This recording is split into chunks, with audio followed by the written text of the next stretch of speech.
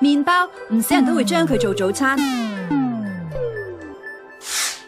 中午亦都會當三文治、漢堡包或者熱狗呢啲用麵包做嘅食物做午餐。不過麵包原來除咗麵粉之外，仲加咗好多唔同化學物料，食咗對身體有冇害嘅呢？麵粉、發粉。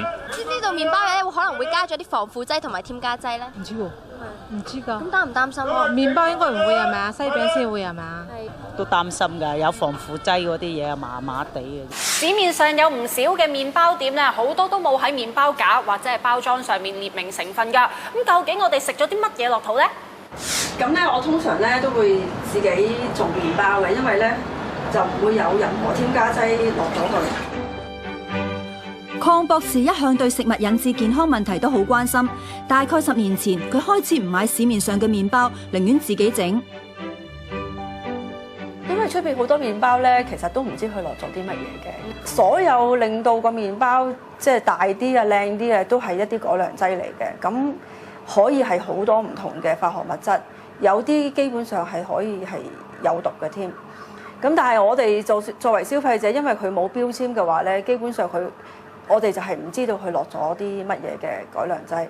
咁自己做就係可以確保所有嘅嘢都係天然嘅咯，都係冇落添加劑嘅咯。市面上嘅麵包一般除咗用麵粉、糖、鹽、奶粉、牛油呢啲天然材料做之外，好多都會加入唔同嘅食物添加劑，例如麵粉改良劑、蓬鬆劑、防腐劑同色素等等。究竟呢啲化學物質係啲咩嚟嘅呢？點解要落喺麵包度呢？嗱，蓬鬆劑裏面其實都有好多俾你揀嘅。咁最常見嘅，例如有我哋嘅baking soda 啦，即係我哋嘅梳打粉咧，或者我哋嘅泡打粉，容易令到個麵團大啲。係。咁至於啦，個麵粉改良劑裏面咧，其實就裡面係一個比較複雜嘅一個複方。咁有咗呢個麵粉改良劑啦，咁佢其實可以令到呢個麵筋裏面嘅柔韌度咧延長，經過2日3日咧，仍然都係一樣咁鬆軟。其實令麵包發大同鬆軟有2個方法，第一就係用食物添加劑、蓬鬆劑同麵粉改良劑；第二就係用天然酵母粉，一個就落酵母粉，另一個就用梳打粉、泡打粉同麵粉改良劑嘅添加劑。睇下焗完之後有啲咩唔同。3個鐘頭之後，睇下畫面左邊加咗添加劑嘅麵包同右邊冇加添加劑嘅麵包，大細就冇咩分別。自己切開睇下，亦都分別唔大。咁味道有啲咩唔同呢？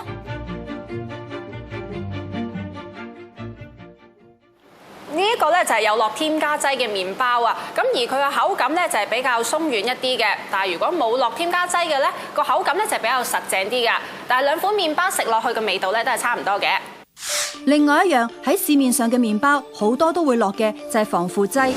防腐劑係抑制毛菌，延長麵包嘅食用期。到底有防腐劑嘅麵包幾耐先至會發毛呢？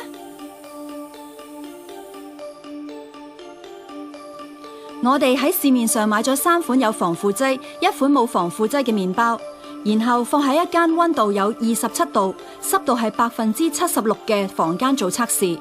頭4日4款麵包表面都冇乜變化，但係到咗第5日，冇落防腐劑嘅麵包已經見到有幾點毛菌，其餘就冇事。過多3日，其中1款有防腐劑嘅麵包亦都開始發毛，但係其他2款麵包依然好白。到咗第16日，2款有防腐劑嘅麵包最後都發毛。測試結果有部分麵包成超過2個禮拜先至發毛，證明防腐劑果然發揮功用，但唔代表仍然可以食，因為經過咁多日，麵包嘅質感已經起咗變化，所以麵包最好係出爐後4日之內食晒，咁就會比較安全。咁防腐劑咧就好多麵包都會落嘅，咁主要咧係令到佢防止發毛啦，防止生菌啦。咁但係咧細路仔食咗咧就會可能有呢個過度活躍症。咁啊，包括係精神集中唔到啦，瞓得唔好咁樣咯嚇。麵包除咗落防腐劑同埋添加劑之外，有啲仲落埋色素㗎。咁就好似菠蘿包、提子包同埋饅頭咧，都揾到日落黃同埋檸檬黃呢啲嘅色素㗎。我哋做咗一個落咗5隻雞蛋嘅麵包，另一個只係落咗色素。結果焗出嚟落咗雞蛋嘅麵包顏色只係微微偏黃，但係落咗色素嘅麵包好明顯變成黃色。再對比喺麵包店買翻嚟嘅提子方包，顏色果然差唔多。其實市面上有好多好黃嘅麵包，大家都以為只係用雞蛋，原來有啲商人為咗慳成本，落咗色素，唔用雞蛋或者係用少量嘅雞蛋，所以買嘅時候就要小心選擇。嗱，其實呢啲添加劑啊、色素等等咧，其實咧就只要我哋跟翻嗰個安全標準去使用咧，咁其實就適量咧就唔超標，咁其實都應該安全嘅。咁若然係水溶性的話咧，咁即係顧名思義嗰個添加劑咧係好容易喺水裡面溶解。咁但係同意嘅，好多時我哋呢啲添加劑啦，或者係色素裡面係啲屬於油溶性，冇咁容易水溶啦。咁相對底下咧，就有機會咧積存喺我哋身體裡面嘅脂肪嘅組織啊、器官等等嘅位置咯。咁係排走咧，相對係困難啲嘅。咁始終咧都會增加咗肝臟同埋腎臟嘅負荷。